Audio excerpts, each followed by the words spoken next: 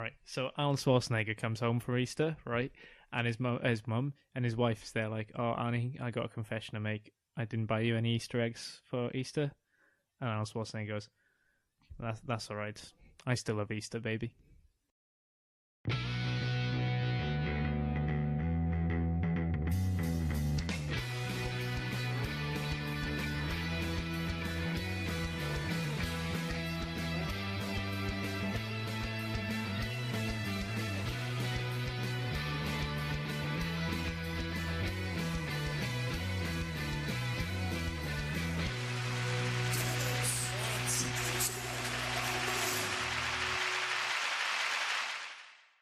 Hello, ladies and gentlemen. Welcome to the Tables, Lads and Chairs podcast, episode 7.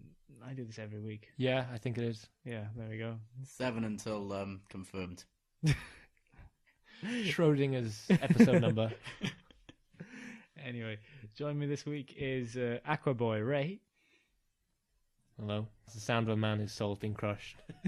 And Danny, the tree maker Craine. No one knows the story behind my name. It's lost. Lost to time.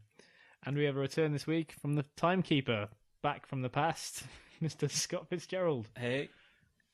AA. Hey. All right. You make a return after 3 episodes, and that's all you can say? AA. This week we caught Batman vs. Superman, Dawn of Justice. And guys, what do we think? Initially, what do we think? I wanted to love it. I did enjoy watching it, but at the same time, I kind of hated it. I'm ambivalent. That's fair. Scott? Well, I went in there with no kind of, preconceptions, and I think it was good in just a general, Michael Bay balls out blockbustery way. Interesting cameo, Batman Dawn of Justice. The president, who's only there in voice, Patrick Wilson voices him. Did not know that. Patrick Wilson of Watchmen, Insidious. It makes sense. He's worked with Zack Snyder before, because that film's got quite a few Zack Snyder alumni. Aquaboy, what do you think? Oh boy! I heard it best described, and I'm sticking with it, that it was a great movie, but a terrible film. So, like, popcorn film, great. In terms of its actual chops, in terms of how it's shot, not great at all. But that didn't matter to me at all. Well, we're not going to divulge too far into it at the minute. We're just going to give our overall thoughts. Maybe I should have mentioned that right at the beginning. I think that was our overall thoughts. Yeah, that was just the overall thoughts. We're going for a bit more of a spoiler feel a bit later on. So what, general consensus, not very good? I think Jeremy Irons as Alfred was f***ing awesome. There was a lot that was good about it. It just felt like there was a few things missing more than anything. I'd say it's definitely built a very good base for where to go with Batman. I actually really enjoyed Affleck, and yeah, Irons was good as well. Do you think the film would have benefited from something which I hate, which is the Part 1, Part 2 scenario? Yes. Dawn of Justice Part 1, Dawn of Justice Part 2?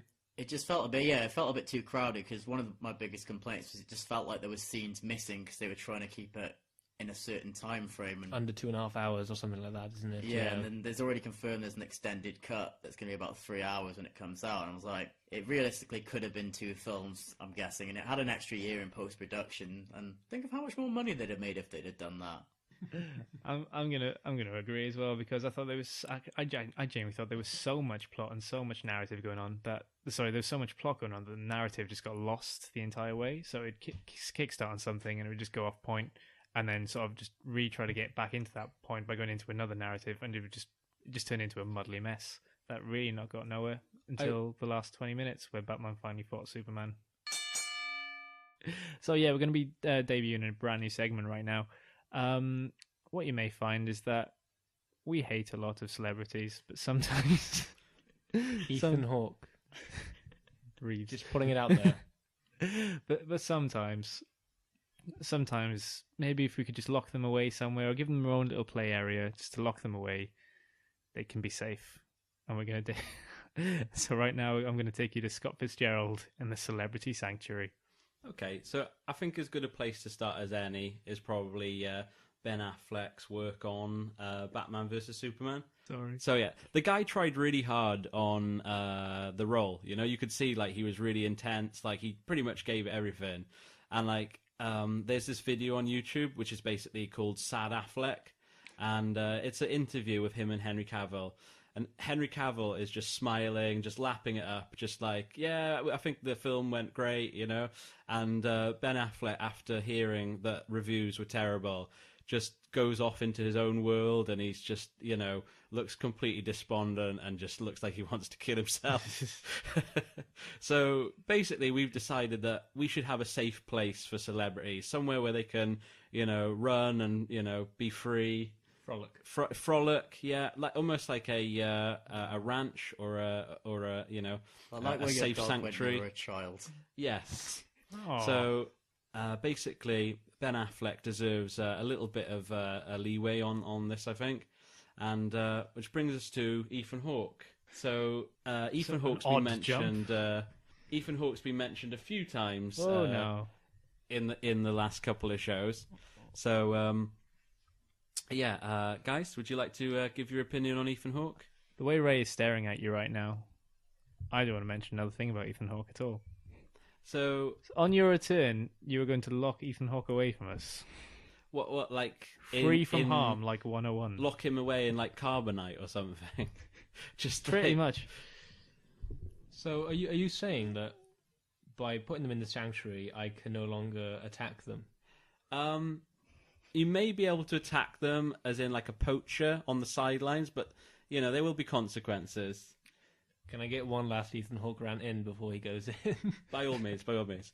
But I think let's get a little bit of background on Ethan Hawke. So, you know, before you, you know, slate into him again. So Ethan Hawke came up with River Phoenix and Keanu Reeves and was kind of like the cool young actors of the time, you know. He did The Explorers with Corey Feldman and River Phoenix.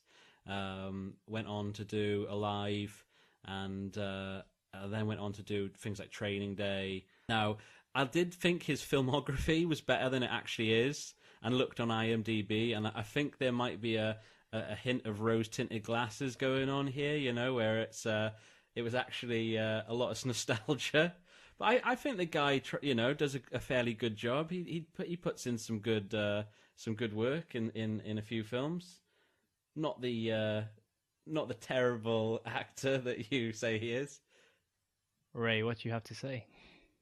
This is retort. This is your idol being locked away from you. He's not my idol. So you talked about the group he was in, River Phoenix. Keanu Reeves was in that group as well. Ethan Hawke was the untalented friend in the group. Okay, we all know the one who... You've got the guy who's good at sports, you've got the guy who's good at drama, there's the guy that just can't do anything, and that's Ethan Hawke in this particular instance. Why do I get the feeling that's me in this No, group? it's none of us here. I feel like we're a well-rounded group, Who's the sporty one? Ray is the sporty one. Yeah. I don't know if that's true or not anymore. I've seen you kick a ball, it goes straight. It's better than the best of us.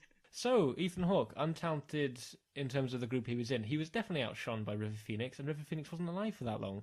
So that really sums it up perfectly. And I will allow Ethan Hawke to go into the celeb sanctuary now. So maybe Goodbye. you're saying he should have been killed or died, and he might have been a bit more fondly remembered.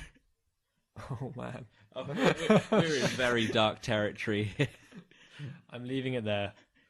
I feel Joaquin Phoenix is like, we're going to be on his radar right now, you know. But you know, for that very, you know, I think you've made a really good point, Ray. And for that very reason, he needs protection, almost like the White Rhino. You know, he needs to be put somewhere safe, away from harm. And I would like to send Affleck and Ethan Hawke almost as Adam and Eve into the sanctuary, if you will go with it. I'm only letting one in today. Steff, they're both going in. I have the keys. Only one's going in. So they're a breeding pair, Please don't then? bring out prop keys. Oh. I have the keys. Only one's going in. Okay, I wanted both of them to go in, but we will. As Ethan Hawke is probably the poorer of the two. He's not being offered the big roles. Ethan Hawke can make his way in. Ben Affleck, he stays out for another day. Affleck deserves to survive. I mean, you watch Good Will Hunting, that film, The Town, incredible film. I feel like he's on the upswing of his career now. For the longest time, it's like really Ben Affleck. And ever since he started no one believed he co-wrote Good Will Hunting. And it took years before he could kind of disprove that. And now he's on Did the it- hit career high now. Did I write in Argo? Did you write Argo? Or It's Argo in the Town were the ones he directed and starred in, wasn't it? Yeah. But it's like the Town started it all pretty much, wasn't it? I think he did maybe have some worries with his Sad Affleck, a sort of a Daredevil acid reflux situation, where he thought it was going to come back again. But he did okay, in my opinion. But we'll get back to that later. Boom. So it's time for the main event this evening. It's not really the main event at this stage, is it? Boom. So this week our main event is our favourite feuds of all time. Favourite's a strong word, but definitely the most. Entertaining to us, maybe. Oh man. Oh man. Oh dear. Oh boy. Or a feud at least that we feel needs recognition. So who wants to go first this week, guys? I think the returning Scott Fitzgerald could go first. Okay, seeing as I am back in the saddle, I don't mind kicking these proceedings off. So basically, one of the feuds to end all feuds, the Cold War. So America and Russia going toe-to-toe, missile to missile, you know? Assault rifle to assault rifle. Technically didn't. Uh, That's why it's called the Cold War. I know, Well, but they had a it series could of have been. middlemen involved in it. It was more espionage, which I think made it a deeper, more interesting thing than a regular quote-unquote war. It's a sexier war. Technically never went rifle to rifle. If you consider like Vietnam part of the Cold War, which it pretty it much is, was, but it's an intermediate war. yeah, but it was still a conflict. So Not fought between the two countries. yeah, but it was, as Ray said, it was like clandestine. So it was two ideologies. Not fought between the two countries. Yeah, but that's That's as what you makes- say. that's That's what why it's makes it a called Cold the War. Cold War. It's mired in subtlety. I don't think there's much subtlety in killing people. There is when it's in the cold. So that's what makes it really interesting, Steph, is that the war actually never happened, but that if it did, we'd all be dead. Like was it all would a have been dream. pure nukes. Everyone would have just hit the red button, and that would have been it. Yeah, and I think that feud has spawned some really interesting things. I mean, Watchmen is based very heavily around that feud. The whole Cuban Missile Crisis. X-Men First Class, also very similar. I was going to make a joke, yeah. You're going to make a joke about it. Don't No. joke about X-Men First Class. I'm not even looking at you right now. But yeah, I feel like it's turned up some really interesting thoughts, and not just in terms of films and TV shows, but it does ask some interesting questions. And I think that's where espionage was really honed. And that was around the time that the space race, is that right? Yeah. Is that around that Yeah. time? Well, when we're trying to kill each other or thinking about it, that's usually when we do our best work. So I feel it was probably a good thing for the world, and I think it led to more unity after, eventually. Even though, you know, 'cause you had all the Allied forces after the war kind of stuck together and against Russia, and then eventually, Russia fell apart, and they were like, "Oh, we best play ball for a while." Well, not Russia, fell apart, Just, the USSR just for fell apart. context, we should better call it the Soviet Union, yeah. Yeah, USSR. But then when was it Gorbachev? He destroyed the country trying to get it out of. Well, he wanted to get out of communism, but he wanted the USSR to exist, and he ended up destroying the country accidentally, and he won a Nobel Peace Prize. It's a very big accident, isn't it? Whoopsie daisy. But I'm with you, Scott, because the Cold War, you know, like I said, it isn't necessarily a war. There were mini wars in between. You know, there's Korea and there was Vietnam, but there was also the space race, the development of space race, obviously, but also the development of nuclear weapons and not only a nuclear arsenal but nuclear power as well. So within that time period, there's a massive just a rivalry between the two. That's also just basically just two countries just trying to better each other in every way. There's even kind of sillier things like the gaming industry, like Tetris. That was invented in Russia. I think one of like the real like flashpoints came where there's an American sub and a Russian sub both on each other's radar, and it was only like they basically were going to fire the missiles. They were like, "This is it. We can't lose. We're going to have to fire the nukes." And it was only stopped because the Russian captain was like, "You know what? This is not worth it. Let's go home." You know, and they just basically retreated, and that was literally it could have just been the end of everything. You know, so it's really like a scary prospect. Just basically nuclear weapons on tap. And I think a testament to this feud is the fact that none of us were around when it was happening, but it's still something that's really interesting to us. and very much in the public eye now. I mean, with, as I said, references in First Class and in Watchmen, even though they were made in, I think it was the 80s, Watchmen? Yeah, That it was? 86 or something. I think like Fallout probably deserves a shout as well. Like with Fallout 4 just come out, definite some Cold War references going on there. About 5 months ago. But we do have overlasting memories of it. I mean, especially in this country, we got James Bond, which is probably like one of the biggest outports from Britain, film-wise, was essentially a Cold War spy going on against. I've forgotten the fucking words. Oh yeah, Take your time, man. Like I said, this shit can be cut out. So because 007 had like his opposite number in the KGB, wasn't it? Yeah. So that's like how it started. Was he was basically Britain's agent against the Russians. And he feels very much like a piece of propaganda, like propaganda personified for the sort of Allied forces. And I find that quite fun, because he's such a misogynist. I can remember hearing something about 007 that's quite interesting, where they said like when he was like first launched, like in the 50s and 60s and stuff, it was like amazing to like the local like public, because he was going to all these foreign countries and it was like really tropical, and like they couldn't have like really go on holiday anywhere, very exciting.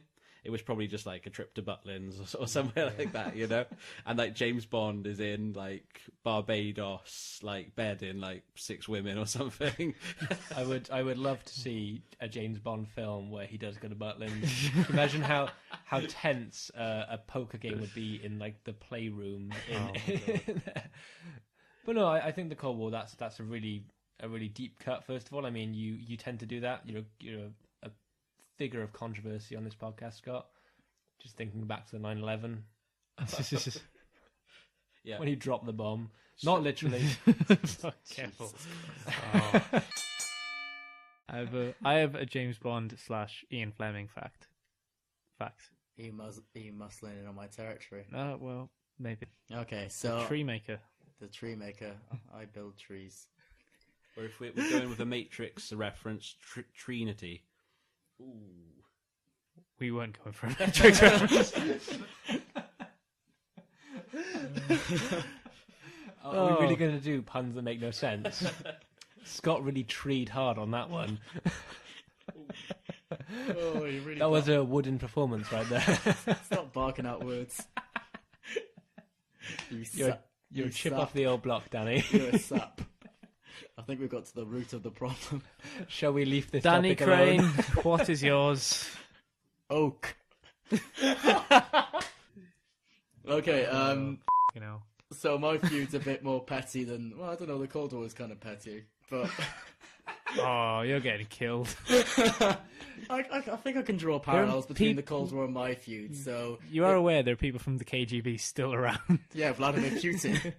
We only have about an average of 40 listeners per show. What are the chances of one of those being a member of the KGB? Well, anyway, so in this situation, it's a feud between Eminem and the Insane Clown Posse. Now, I'm going to put the Insane Clown Posse as the USSR in this situation, and Eminem is America. So, yeah, basically, how it began was back in 1997, in a time when Insane Clown Posse were more famous than Eminem. It's hard to believe that there was a time when that's a thing. Eminem was doing like an album release, and so like at the album release he made flyers for it saying, oh, Eminem's album release and maybe Insane Clown Posse.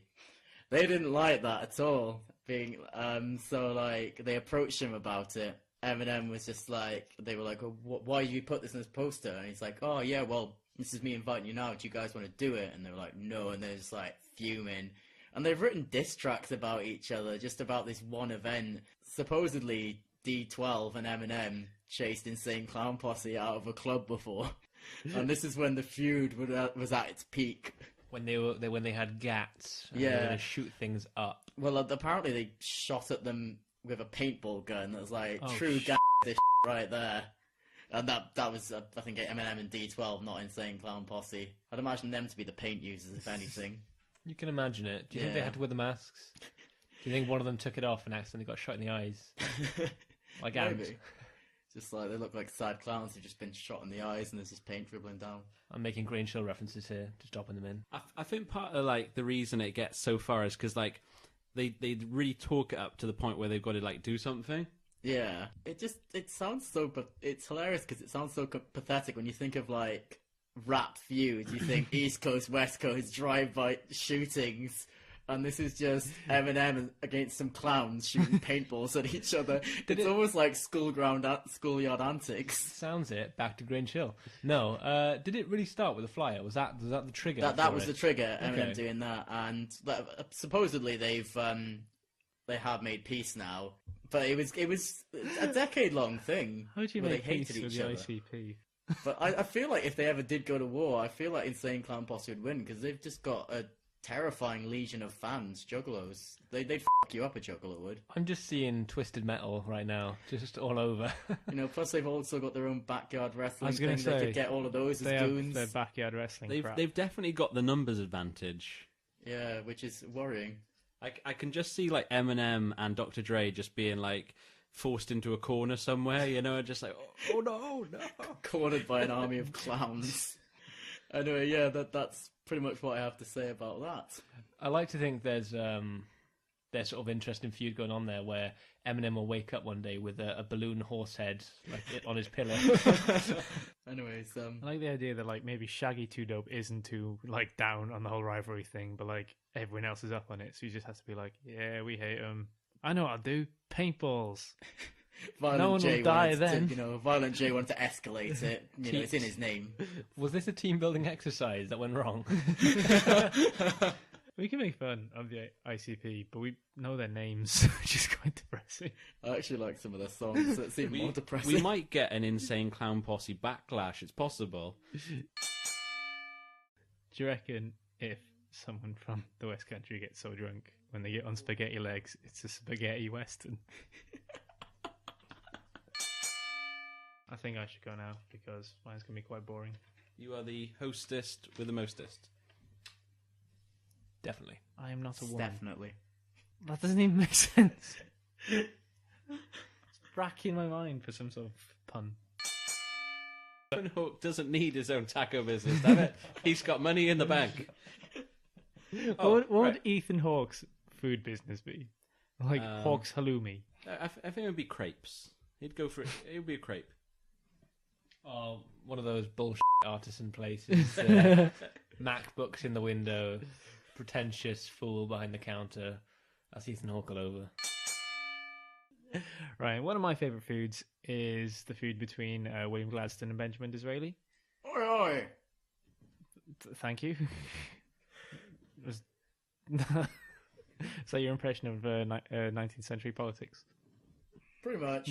I feel like that's what they did back then. Well, actually, it wasn't really like that until actually Disraeli and Gladstone got talking with each other. Yeah, Are you reading my notes? I am going into this completely blind.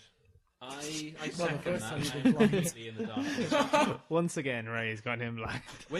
When you said it really quickly, I thought you said Arab Israeli. Yeah. I told Scott earlier, and he went, "You're doing Arabs and Israelis." I was like, Can you please enlighten us? in around about the 1820s, it's towards the end of the 1830s. It's Robert Peel is Prime Minister of the country. He wins the election. He's a Conservative. He wins the election. At the time, Benjamin Disraeli is he's a staunch Tory MP, really influential backbencher, and it's expected he's going to get a seat in the Parliament. On the other hand, William Gladstone is this young up and coming politician who, he's getting a lot of leeway at the minute. He's making a name for himself, but no one's really thinking too much of him. And Robert Peel gives William Gladstone a seat in his parliamentary ministry, and Disraeli basically goes off the f***ing chain, and he hates him for it. Like, does not forgive him until the day he dies, because Robert Peel chose him over himself. We fast forward then to around about 1840, and Robert Peel ends the Corn Laws. The Corn Laws were basically a way to make sure that Britain was basically getting cheap grain in to the country. as opposed to buying it from Ireland and all these other places. It's just a way to get in cheap grain, essentially keep a market on free trade. That decision got him the parliamentary seat, but it tore the Tory party apart. Like, there was, much like there is at the minute with the whole disability cuts, but a lot worse, where half the Tories thought they were pandering to the rich and the other ones thought they were just isolating the poor. So it absolutely tore the Tory party apart. Robert Peel had to resign as Prime Minister, and so the Tories had no leader at all. So what happened then is the Tory parties then sort of broke off into two constituencies still within power, but none of them actually having a leader. So many influential people left with Robert Peel at the time that Benjamin Disraeli just became leader of the Tory party with under no real fanfare. He was just the most competent human being there at the time, and he became the leader. So this basically leads for 10 years of the Tory party not being able to get any power, because there was just constant power struggles between the two factions within the Tory party without actually a leader. And from year on in, Gladstone breaks off and basically forms the Whig Party, which is a liberal party. It just starts, essentially. There is just slinging and fighting, not physical fighting, but verbal fighting, pretty much all the way. And it's that way then basically from 1864 onwards. And basically the next 20 years of politics are dominated between Disraeli and Gladstone. I'll just read this out for you, right? The Prime Minister in 1968 was Benjamin Disraeli. Later that year, Gladstone knocked him off. 6 years later, Benjamin Disraeli beat William Gladstone to become Prime Minister. And 6 years after that, William Gladstone became Prime Minister again. And it literally is the 15 years of these two guys who are complete and polar opposites of each other. Like, if you think of politicians these days, now they just don't get along and they just fight each other. This was the first time it ever happened, and this was a lot more personal back then than it ever was. They were just two completely different people. Gladstone was like this really staunch guy. He was just like really conservative, really hard-nosed frontline politician. And Disraeli was this really camp guy. He's an awesome, he's actually written a book. It's one of the gayest books you'll ever read in your life, but it's just funny just because he's just like a really camp guy. And a man you should never have put in charge of you. This man you would never have really thought of being his leader actually becomes one of the most powerful leaders of British politics for 12 years. He's also our only ethnically Jewish Prime Minister. And he's an ethnically Jewish Prime Minister who Queen Victoria loved because he was so camp. He used to buy her flowers and she loved him. I just imagine that just being like a teen comedy film. Disraeli and Vic. Oh, hey, Vicky. To be honest, with like the way films are going, it'll probably be like next year's big hit, you know? Last year we had suffragettes. This year, Disraeli and Gladstone. Who would be cast? Who would you cast as? You know them better than me. So Gladstone would need a really serious bald actor. So I can actually just imagine someone like. Wow. I can imagine. To be honest, I can imagine someone like Patrick Stewart being able to take up that role quite well of Gladstone, just a firm hand just to get you through, and Andy Dick as the other guy. I quite like Kenneth Branagh for Disraeli. That's not a bad shout. if it was an American like produced film, it'd be Rob Schneider, Oh, hell! just to offset Patrick Stewart. It would be like that. It would be like that really crap film that came out on the run up to the last election. What was that called? Like, It was called The Election. Steff, if you were the director of this film, they'd be like, right, we've got two provisos, right? One, we want Rob Schneider in this. Two, it's got to be full of tits. Another interesting fact on William Gladstone and why he was like so well liked by people in the 1860s and 1870s is because he used to take prostitutes home with him to give them a place to stay for the night. Wait, Gladstone or Disraeli? Gladstone, Okay. The staunch, bald chap. yeah, Okay. used to basically take prostitutes home with him and say you can stay here for tonight if you wish. Yeah, sure. That's one way to spin it. Is there any overlap with Jack the Ripper at all? And that's the way it was spun. Magnets. Gladstone is not Jack the Ripper. It's true. We put the theory out there. It's your job to disprove it. I'm disproving. No, you're arguing against me. Debunk. Go. To be honest, after the 9/11 episode, there's probably a bug in here anyway. I do not doubt it. I don't think people care about Gladstone, to be honest with you. It seems like quite a gentlemanly rivalry. You said that it never broke into physical violence of any kind. Just, I'm guessing, lots of waving papers at each other. It's from basically across the... where this whole pandering to the opposition and comes from now. Whenever you watch like a Prime Minister's Questions, where you just get these two sides of people just shouting at each other aimlessly. This is basically where it first originates, with these just two men who hated each other, just continuously ripping each other apart from every policy they could ever think of. I just like watching all three of you nod. We're agreeing with you. Like dogs. It's quite nice. And we're going to end with today with Mr. Ray Hewson. I'm not Aquaboy. I'm going to be talking about a feud with as much bearing on humanity as all the ones we've spoken about so far. The Cold War, devastating. Gladstone and Delilah over there in the corner. Benjamin Disraeli. Oh yes, don't upset that community. So something as deep-rooted into society and culture as all of those, I want to talk about professional wrestling.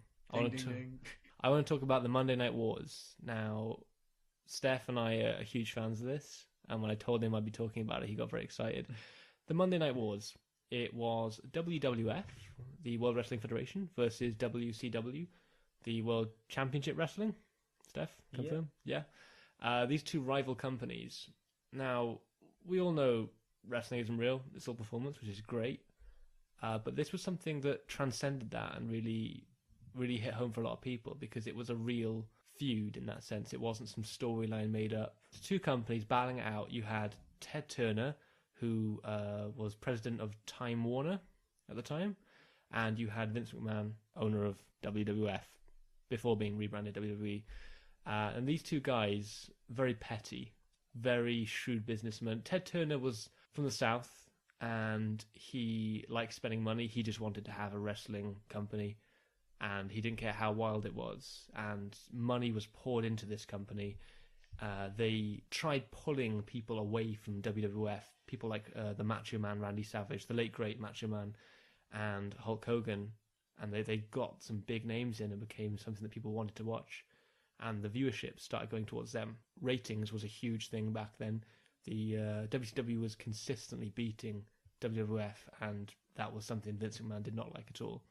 But these wars got very, very petty, because they're just rival companies. We have them nowadays. We have Apple, we have Samsung. You look at what Apple and Samsung did with the whole thing about paying millions of dollars in pennies to Apple after a court case. Like, really petty things like that.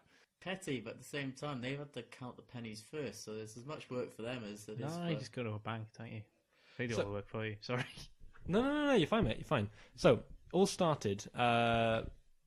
WCW declaring war on WWF was when they moved their show to Monday nights to directly rival WWF. You could switch the channel and you'd be on one, switch back, you'd be on the other. It was a direct rivalry. And it got pretty vicious. And it started with things like, because it was all pre-recorded, the guys at WCW, Eric Bischoff in particular, would spoil the results of the WWF matches. They would to let them know what was happening in advance to try and put people off. And it was really petty. And in a business like that, that was huge. The whole idea of breaking kayfabe, as they call it, which is sort of breaking the illusion that wrestling is fake, because people don't want to hear it even though they know it. And that sort of keeps you enjoying the show. WWF's retort was a segment they called Billionaire Ted's Wrestling War Room, knocking Ted Turner, the president of Time Warner, who was WCW's head at the time. They would riff on them blatantly, introducing characters such as the Huckster rather than the Hulkster, and my favourite, the Nacho Man rather than the Macho Man. And it was mostly sort of ribbing, it was poking fun, but then they would also have the Ted Turner character, who was savagely portrayed and really wasn't right, to the point where it was considered slander and they had to pull it. But this rivalry eventually went the way of WWF. Many reasons, Stone Cold Steve Austin being a big part of it. But there was a group of guys in WCW who were smaller and they were being neglected. Guys like Dean Malenko, Eddie Guerrero, Chris Benoit. I should probably edit his name out. I'll probably put Censorship Duck in there, actually, thinking about it. Also, We can leave the name Chris Benoit in there, surely. also ICP related. They wrote a song about him. They did. You're yeah. right. So ICP were in WWF for a bit as well. Were they? Yeah. Makes sense. it seems very like them to be doing that. Yeah, so they jumped ship to WWE, or WWF I should say at the time, and that triggered it. That triggered the chaos, because at that point, people jumping ship, the performers, they would come out to whatever stadium they're performing at, and they'd have no idea what they were doing. They had no idea what the match was going to be, who was going to win it, what they were going to do, and it became like the Wild West, and just madness, stories making no sense, new characters being introduced that were just the worst gimmicks, and eventually WWF triumphed and became that horrible thing that we see today. But as a rivalry, it was huge, and it was one of those things. Ow, my elbow. Right, I was alive for it, but I didn't experience it, and I really wish I did. That whole slinging mud rivalry, I thought it was quite fun. But yeah, that was my entry there. Sorry. Economically, it was a huge rivalry, right? Because you think of it these days, you get about 2 million people watching Raw in America every week. At the height of the Monday Night Wars, it was being broadcast to about 13 million people a week, and 13 million people were watching it. Which, economically, they were doing amazing money at the time. I think, like, at that time, WWF was on the back foot. They were the smaller company. They had less money to play with, but, they had to be more creative. And, like, one of my favourite stories was, like, Chris Jericho when he was in WCW near the end. And he said that basically he received a FedEx package in Calgary and there was nothing in it. And it would have cost them like $60 to deliver it. And he just thought, like, you know what? This is just crazy. I didn't know that. That's brilliant. I think that just, like, symbolizes just more money than sense. And I think that's why WCW went out of business. But it was really important. It was, like, it's been called WWE now for about 15 years, right? Let's think of it like that. But how many people still call it WWF? That whole period has actually got a lasting effect on people our age, definitely, I'd say.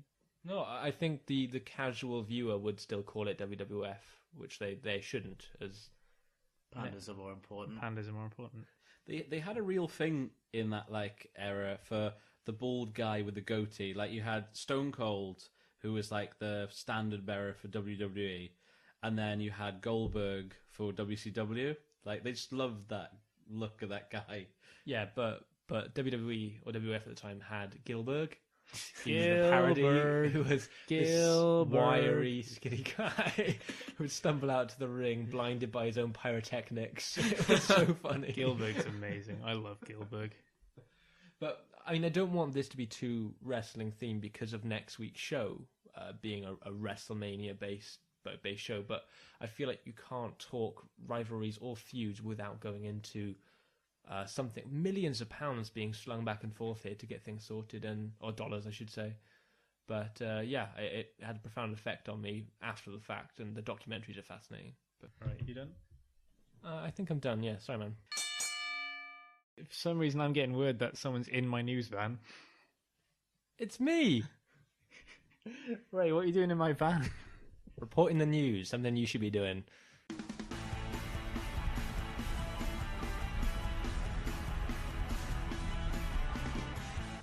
I feel like it's an appropriate story for what's happening at the moment with the Batman v Superman and the general superhero vibe going on right now. It's about a real vigilante, the Bromley Batman. Oh, okay.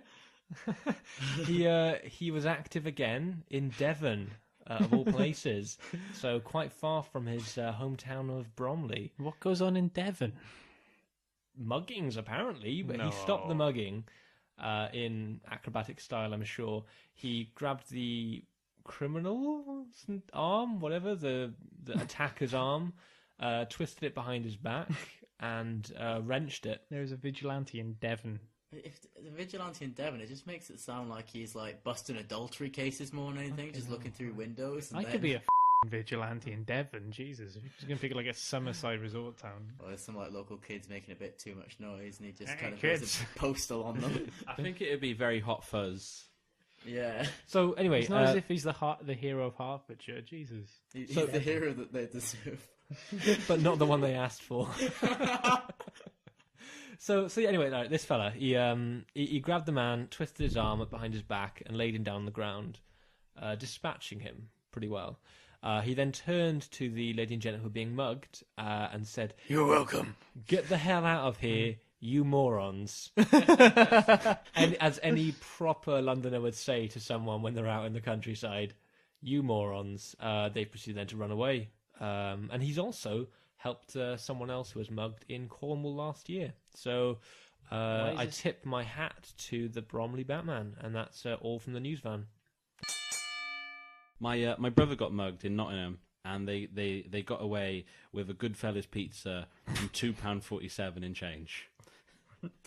A fine steal. I think he even managed to keep his phone.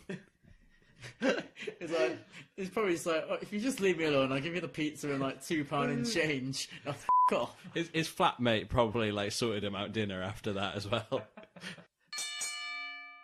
Scott, who won? Right, okay.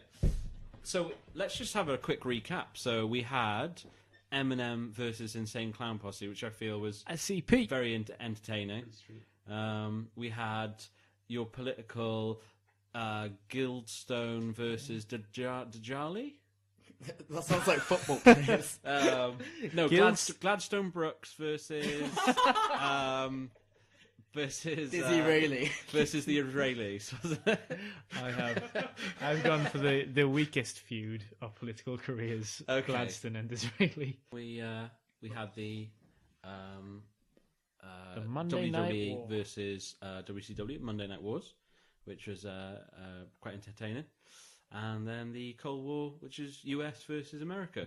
So, what are we thinking? Did you just say the US versus America? Oh, US versus Russia. Soviet Union. USSR. That's too many S's. The USSR. USSR. So Scott, who won? How is it my decision? Okay, I'm gonna go with Insane Clown Posse versus Eminem, just because it's so out there. Alright, I'm not going to pick next. I want to see what happens. Raymondo, Hello? who do you think has won this week?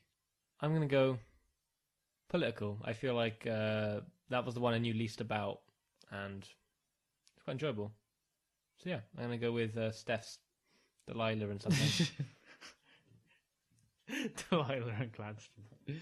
Oh dear. Gladstone Brooks. Gladstone Brooks.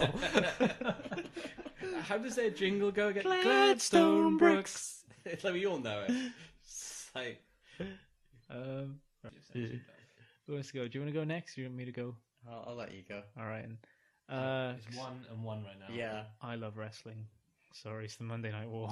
1-1. I don't know. I like the fact that Steph brought up Disraeli and Gladstone because I am. You seemed very happy about that, didn't you? I studied it in school, so that's why I was quite happy that it's something that nobody tends to know about. So, but I could steal this title for myself quite easily. So to put it into context, as I like to do, if you vote Scott, it'll be a tie. No one wins the title. But I do like the Cold War theme because it's really broad and it kind of did branch to so many different aspects. It's probably the most influential one. Yeah, I'm gonna go with Cold War. Give us all a tie.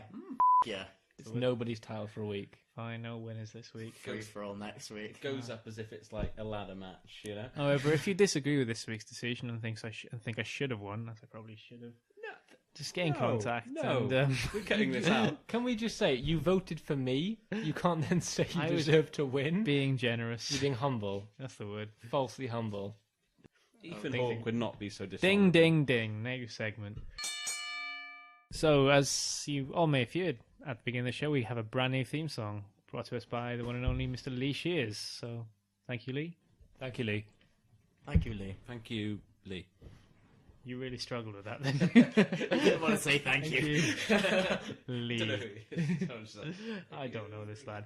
And as a big thank you, Lee, we've got our own segment just for you. It's called The Lee Shears Wonder Years. Where we, the podcasters, take a film from now or the past and we imagine or even provoke what could have happened if it was in a different era with different actors.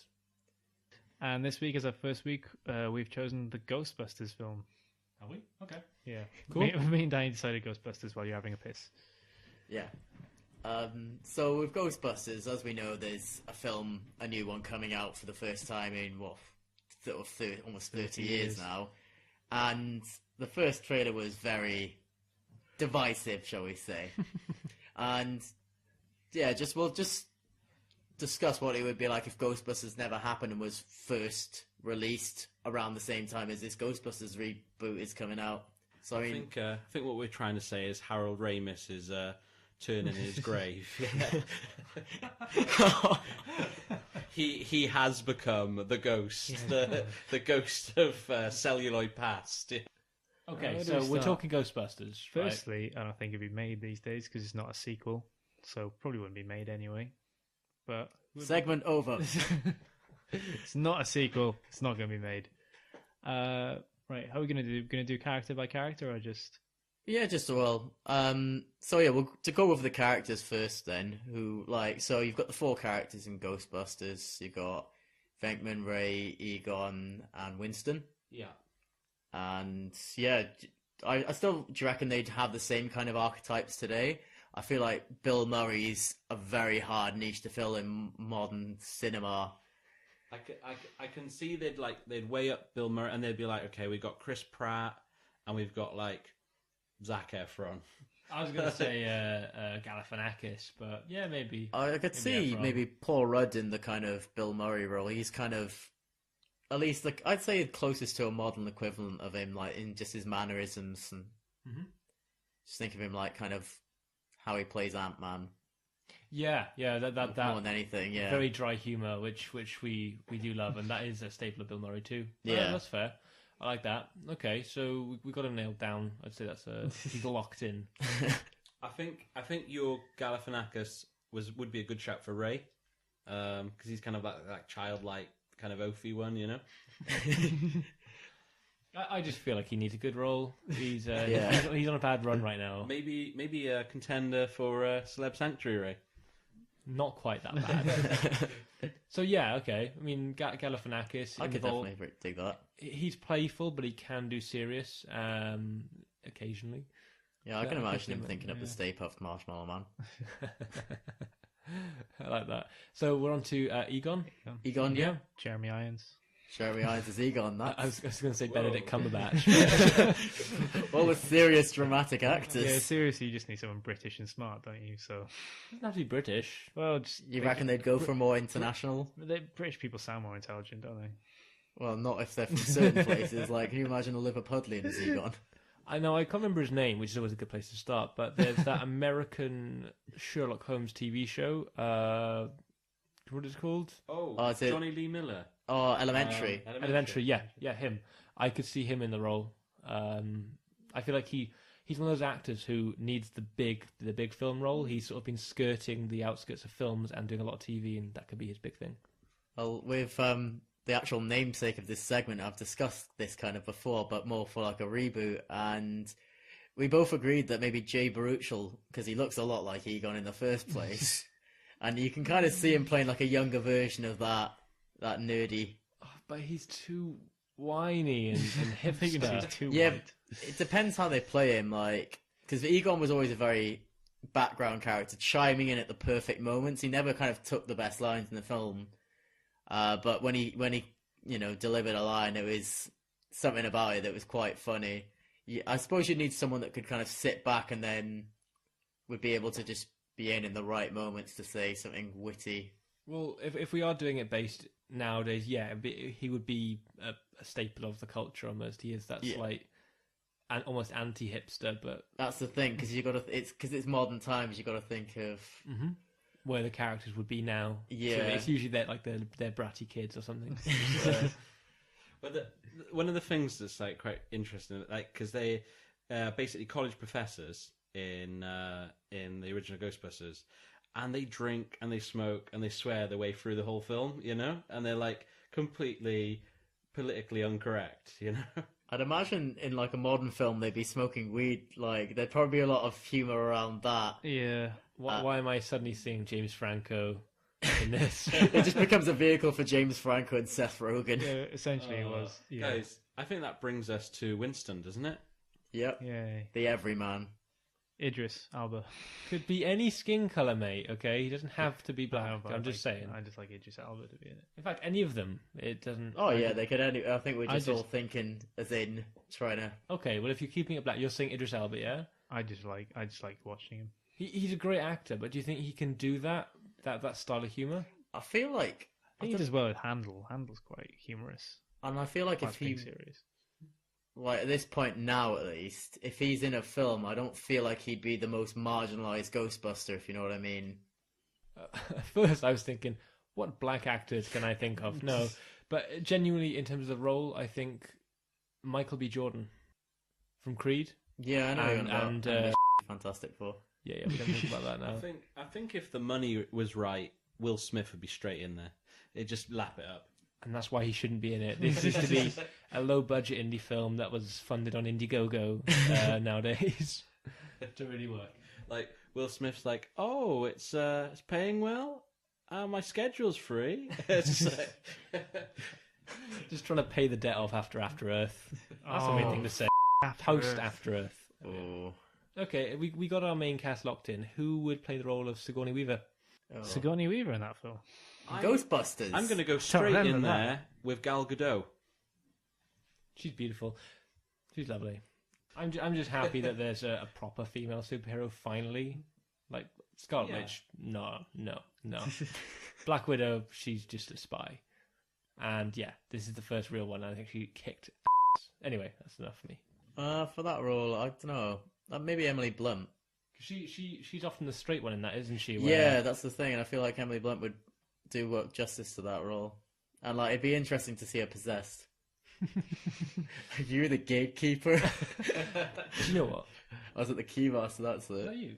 Well, seeing as we have no winner for the title, I think I'm gonna Photoshop the new cast that we've created onto the Facebook wall for everyone to see. That could be good. Yeah, we'll do that. Okay. Boom. Thank you, Lee Shears, Thank you, again, Lee for the Shears. intro and the outro that you guys are going to hear soon. Lee Shears is Wonder Years. Well, thank you for staying with us to the end here, folks. We have a number of social media outlets. I can't remember what they're called now. We have a number of plugs. That's You're the one. absolutely right. We have a number of plugs to give you. So we've got a Twitter page. True. We do have a Twitter page, podcast of TLC. That's our Twitter handle. We have an automatic post go up every time a show goes up. So if you want to keep up with our content, that's the best way to do it. We also have a Facebook page where we do most of our interactions. If you want to talk with us, maybe see some of the cool pictures that we're putting up because we're so sexy, join in the community with us. We are also on SoundCloud. That's where our podcasts are hosted. You can follow us on there if you want to.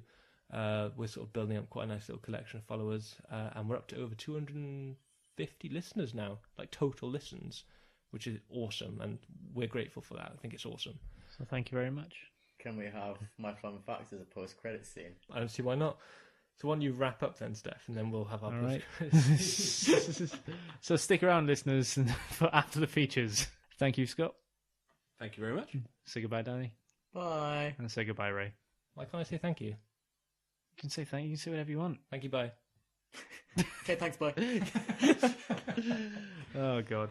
Right, and I've been Steff. We've been the Tables, Ladders and Chairs podcast, and we'll see you again, well, next week. For the WrestleMania episode. Brother.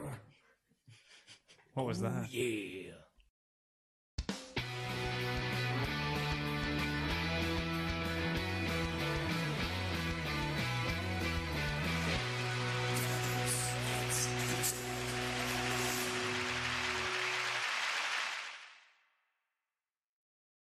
Okay, so today's fun fact is, so Thomas Edison, he invented the light bulb. Do you know why? He was afraid of the dark. Really? Yep, that's not why, but he just happened to be afraid of the dark. Inspirational story for all of us, I think, there. But yeah, it just makes you think, like... So you're saying, I'm afraid of snakes, so I should develop some sort of snake-killing machine. Like a mongoose. Nature has already made one for you.